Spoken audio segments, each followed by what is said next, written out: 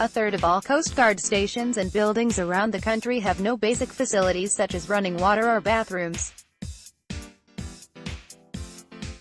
A senior Irish Coast Guard officer told the Irish Times his search and rescue team is forced to use the nearest fence for a toilet despite a 15-year fight for rudimentary upgrading. Figures released by the Department of Transport show 19 of the 58 Coast Guard stations and substations dotted along the state's shores are without running water, bathroom facilities or access to the internet.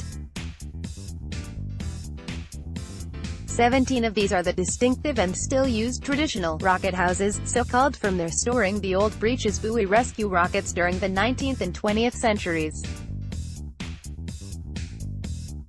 The department, which itself describes the Coast Guard as Ireland's fourth blue light emergency service after the ambulance, fire brigade and Garda, said 10 of the stations are sub-units or secondary buildings to a main Coast Guard station. The 7 main stations without any basic facilities include Castlefrechay and Guylian stations, in Co Cork, Cleggan in Co Galway, Glenderry in Co Kerry, Ballyglass in Co Mayo, as well as Fethard-on-Sea and Kilmorkey in Co Wexford. Another one, at Portown in Co Wexford, has running water but no bathroom or internet facilities, while 12 main stations have running water and bathroom facilities but no internet.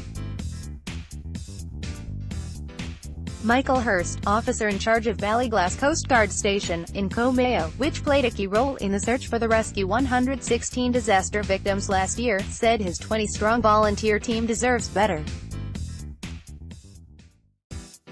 The station is just a building with an insulated roof, it has some heaters in it, and our radio equipment and pager, he said.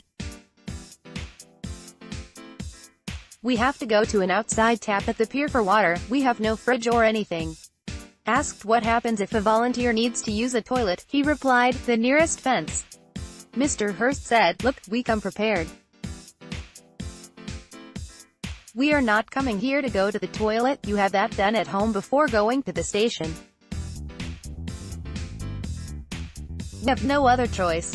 Basic improvements would encourage volunteers to stay around after emergency call-outs for critical debriefing sessions.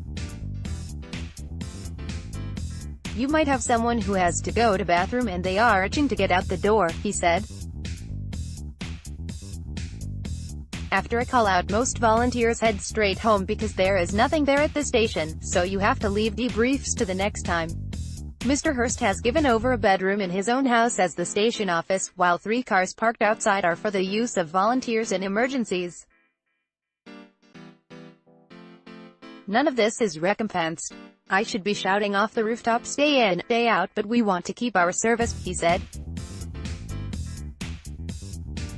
Fianna Fáil Transport spokesman Robert Troy said the lack of even basic facilities at Coast Guard stations would surprise and appall most people. It is an absolute disgrace, he said.